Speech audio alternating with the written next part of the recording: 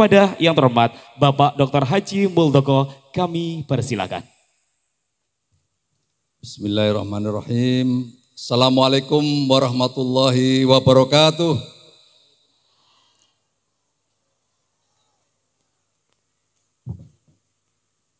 Yang kita hormati bersama, kita banggakan Bapak Kiai Haji Dr. Tamam Saifuddin selaku pendiri Pondok Pesantren Modern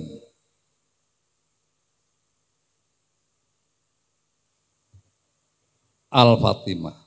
Al-Fatimah, beliau tadi cerita kepada saya bahwa ini didedikasikan kepada ibunda tercinta almarhum.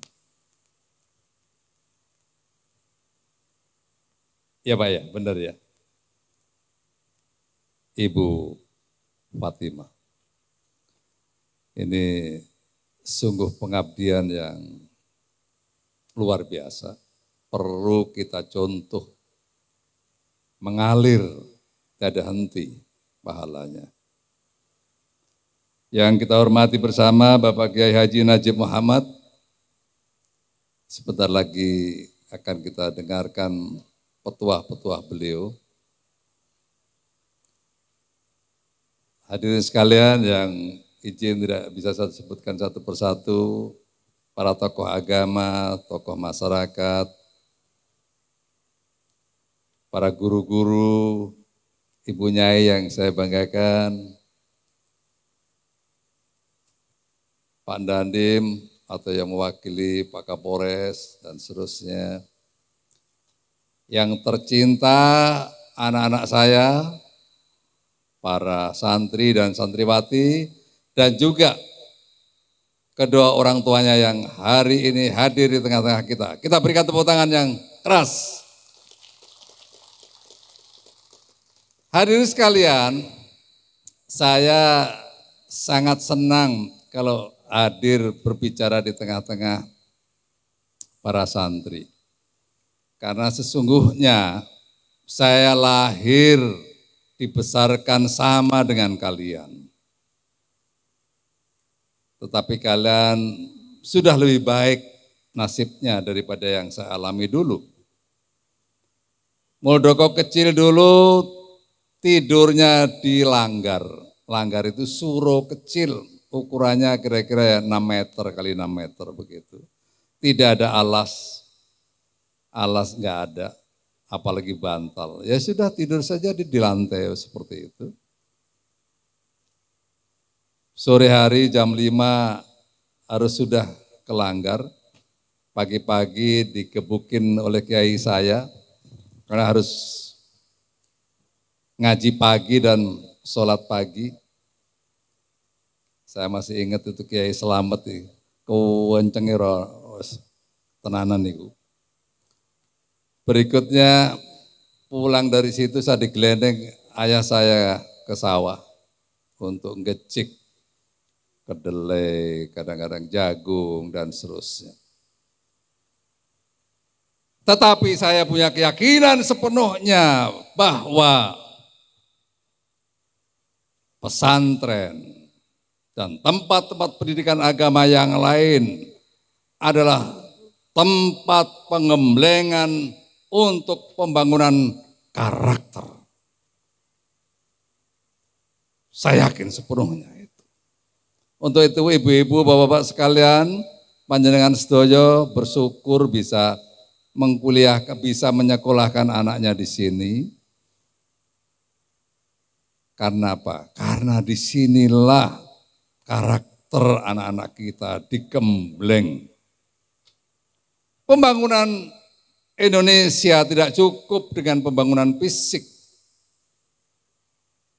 Untuk itulah pada kepemimpinan Bapak Jokowi yang kedua, pemerintah telah menetapkan pembangunan sumber daya manusia ditaruh pada paling atas.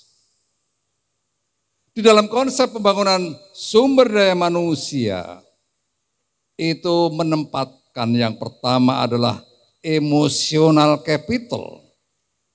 bukan intellectual capital.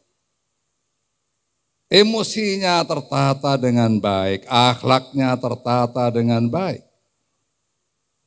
Setelah itu baru intellectual capitalnya, baru diasah akademinya. Setelah itu social capital, bagaimana anak-anak kita bisa membangun network seluas-luasnya. Di pesantren inilah Anda semuanya bergabung. Ada dari daerah ini, ada anaknya ini, ada anaknya ini. Disinilah kalian membangun network mulai awal. Setelah itu spiritual capital. Di sini Anda diberikan persoalan-persoalan yang berkaitan dengan akidah agama. Lengkap di sini itu. Mungkin Anda pernah berpikir bahwa Muldoko ini lahir dari seseorang yang punya. Tidak. Saya lahir dari lingkungan orang yang miskin. Ibu bapak saya memiliki anak 12. Saya anak terakhir, koretan tok iku, intip tok iku kan awapane iku. Begitu besar sudah sulit hidupnya. Saya berjuang. Saya ingin merubah lingkungan saya. Saya tidak malu-malu di mana-mana saya katakan, saya sudah bosan menjadi orang miskin.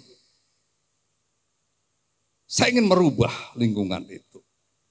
Minimum saya ingin merubah nasib saya dan keluarga saya. Umur 13 tahun saya sudah ke Jombang. Setelah 15 tahun, 14 tahun lah antara itu. Saya sudah masih anak-anak. Saya sudah berani keluar dari kampung. Keluar dari kampung. Dan ini juga kalian ini keluar dari lingkunganmu. Keluar dari zona comfort zone, ini luar biasa, move, bergerak, keluar dari lingkungan. Alhamdulillah. Langkah saya itu diberikan kemudahan dari Yang Maha Kuasa. Tidak pernah terbayangkan akan menjadi seorang jenderal, bagaimana bisa lahir dari keluarga seperti itu, gak mungkin bisa. Sepertinya, tapi kalau Allah menghendaki tidak ada yang tidak bisa. Caranya bagaimana? Ini yang saya mau tularkan. Ya Bu, biar anaknya nanti jadi sesuatu. Dengan sistem politik di Indonesia ini siapapun bisa menjadi apapun, dari manapun, kapanpun. Enggak usah khawatir. Tetapi harus disiapkan dengan baik. Di tengah-tengah lingkungan situasi saat ini narkoba ada di mana-mana, pergaulan luar biasa. Apalagi IT kita yang hari demi hari banyak yang menyampaikan hoax dan disinformasi. Ini kalau tidak diwaspadai oleh panjenengan sedoyo, maka anak-anak kita jadi ribet nanti ke depan. Itu. Untuk itu ya, saya kasih tip tiga hal kenapa saya bisa berhasil menjadi sampai dengan saat ini. Yang pertama, jangan meninggalkan sholat duha. Saya diajari oleh orang tua saya, ibu saya, itu sholat duha tidak pernah putus sampai dengan beliau menuju ajalnya. Dan alhamdulillah itu saya ikuti. Mulai dari saya memahami tentang agama, bagaimana menjalankan ibadah. Ibu-ibu, bapak-bapaknya, tolong panjenengan sholat duha untuk anak-anaknya.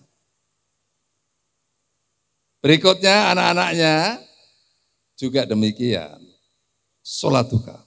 Tuhan selalu mencarikan jalan keluar dalam sebuah situasi apapun. Itu saya yakini. Yang pertama. Ini harusnya yang kedua, sorry, maaf. Yang pertama bagi anak-anak itu menempatkan orang tua, ya. Kalau saya istilahnya itu pepunden orang tua itu. Saya Pak Kiai, hadirin sekalian, sudah pangkat kolonel,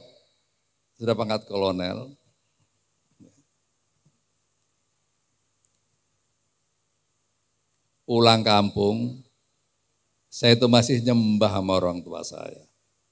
Begitu kembali ke kerja, ke tempat kerja, saya sujud dan dilangkahi oleh ibu saya. Itu anak-anak saya, hati-hati kepada orang tua. Sujudlah. Setelah kita bersujud kepada Tuhan yang Maha Kuasa, orang tua. Yakinlah. Kalau kita memperlakukan orang tua seperti itu, yakinlah. Pasti Anda tidak akan menghadapi kesulitan. Yang kedua, sholat duha. Yang ketiga, ibu-ibu, bapak-bapak sekalian, kita menghormati dan membagi sukacita kepada anak yatim piatu. 3 hal itu pesan saya yakin sepenuhnya. Dan itu saya yakini, alhamdulillah, semua situasi dalam perjalanan hidup saya menjadi lebih terang dan mudah. Itu yang saya titipkan.